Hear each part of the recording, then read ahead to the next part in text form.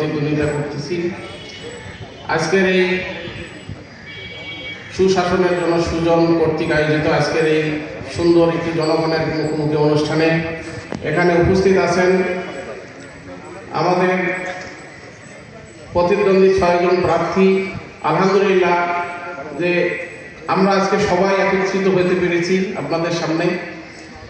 ইসলামী আন্দোলন বাংলাদেশ পীর সাহেব চরমনায় 1987 সালে এই দলটির জন্ম। এরপরে থেকেই 2008 সালে প্রথম এই দলটি নিবন্ধিত পায়। তখন থেকে আমরা নির্বাচনমুখী দল, বিভিন্ন নির্বাচনে আমরা অংশগ্রহণ করি এবং গত ইউনিয়ন পরিষদ এবং উপজেলা, সিটি কর্পোরেশন বিভিন্ন স্তরে আমরা নির্বাচন করে থাকি। আলহামদুলিল্লাহ, আমি যদি আপনাদের দোয়া এবং ভোটে নির্বাচিত হই, আমাদের লালমনিরহাট জেলায় অনেকগুলো সমস্যা, সবচেয়ে বড় সমস্যা হলো দুর্নীতি এবং মাদক। এই দুর্নীতি এবং মাদকের জন্য অনেক কিছু এখানে সম্ভাবনায় অনেক কাজ স্থবির হয়ে আছে। আমি যদি নির্বাচিত হই, ইনশাআল্লাহ এই দুর্নীতি এবং মাদকের বিরুদ্ধে আমার জিরো টলারেন্স থাকবে এবং এখানে বেকার সমস্যাগুলো কিভাবে চিহ্নিত করে তাদের সমাধান করা যায়, এই আসনের বুদ্ধিজীবী, সাংবাদিক, শিক্ষাবিদ, নাগরিকদের নিয়ে আমি একটি কমিটি গঠন করব।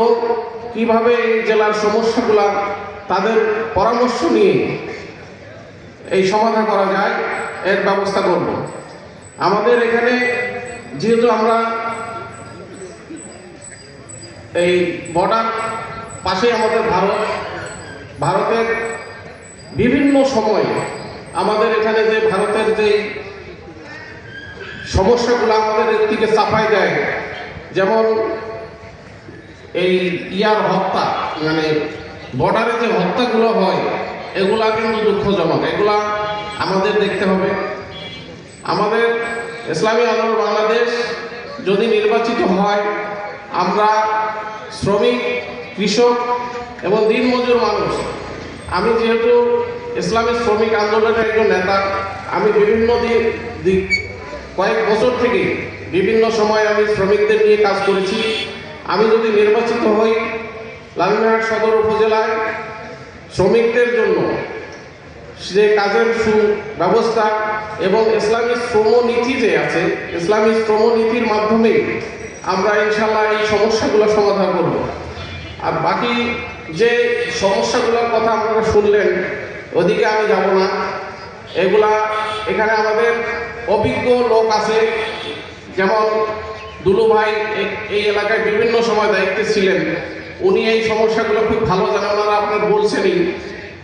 এই জন্য আমি যদি নির্বাচিত হই এবং যারাই নির্বাচিত হবে, আমাদের এই চিহ্নিত করে এই সমস্যাগুলো যাতে সমাধান করে, এই আশাবাদ ব্যক্ত করে আমার সংক্ষিপ্ত আলোচনা এখানে শেষ করছি। আসসালামু আলাইকুম ওয়া রাহমাতুল্লাহ।